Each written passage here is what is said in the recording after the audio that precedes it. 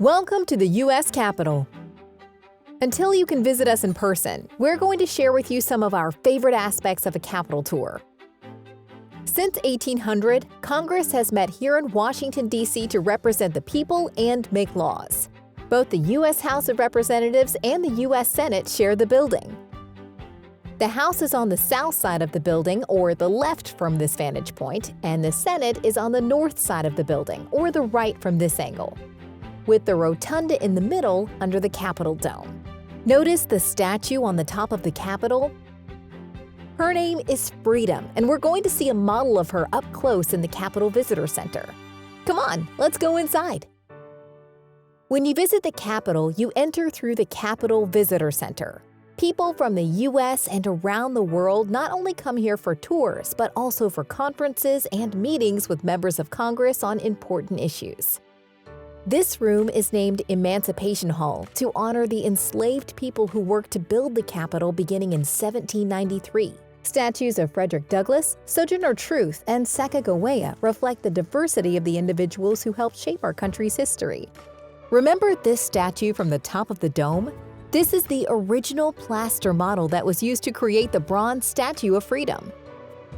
It was designed by an American artist named Thomas Crawford, who had this model shipped to Washington, D.C. all the way from Italy. The entire statue is 19.5 feet tall. Freedom is dressed in a classic Greco-Roman style to match the architecture of the building. She also wears a helmet topped with an eagle-plumed crest and carries a sword, shield, and laurel wreath. The first place we're going inside the historic Capitol building is the crypt. The crypt is not the fanciest room in the Capitol, but it has an important job. The arches and the 40 large columns not only hold up the ceiling, but also the 8.9 million pound dome you saw from the outside. The weight of the dome and the rotunda, which we'll visit shortly, sits on the walls, and the arches carry that weight to the columns so that everything is supported. There's a lot of engineering in there. And remember, in the 1800s, they did all of this without power tools or modern construction equipment. You can still see the tool marks on one of the columns. Imagine all of the work it took just to make one of these with hand tools.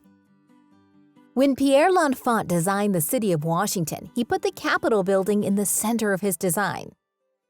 The star in the crypt marks the place where the four quadrants of the city come together.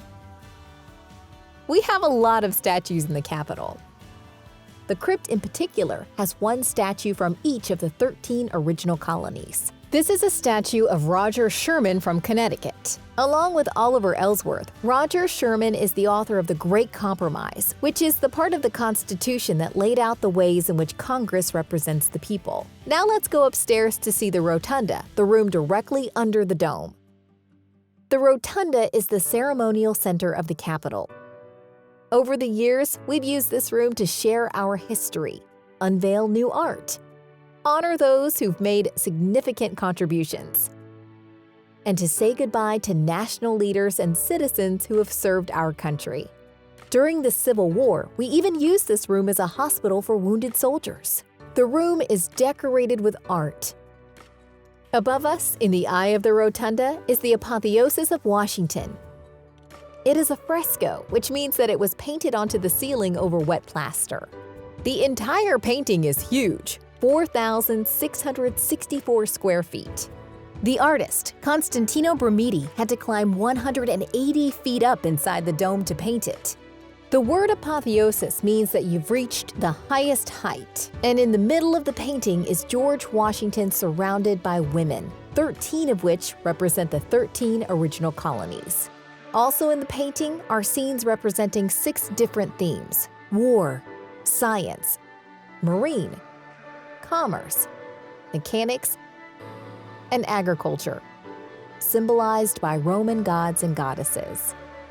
Much of the artwork in the Capitol reflects the history of the country. Some of these may even be familiar to you. This painting by John Trumbull is the presentation of the Declaration of Independence, which appears in a lot of textbooks and even on the back of the $2 bill. Each piece of art tells a story: the American Revolution, the Civil War, stories of peace, stories of struggle, Stories of America. But while we're touring the Capitol, the work of Congress is going on around us. We may be talking about the past, but the future of our country is being decided here today.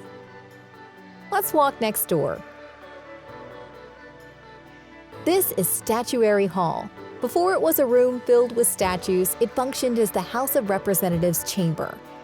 From 1807 to 1857, this was one of the rooms where Congress made laws. As the country grew in size, Congress added members to the House and the Senate to represent the new states and the greater population of the country. The Capitol building had to grow as well, and today, the House of Representatives works in a larger chamber down the hall. Today, we recognize some of the people who were members of the House in this room by marking their old desk locations. 8 of them, including Abraham Lincoln and John Quincy Adams, became presidents of the United States. We've marked their desk locations with plaques on the floor.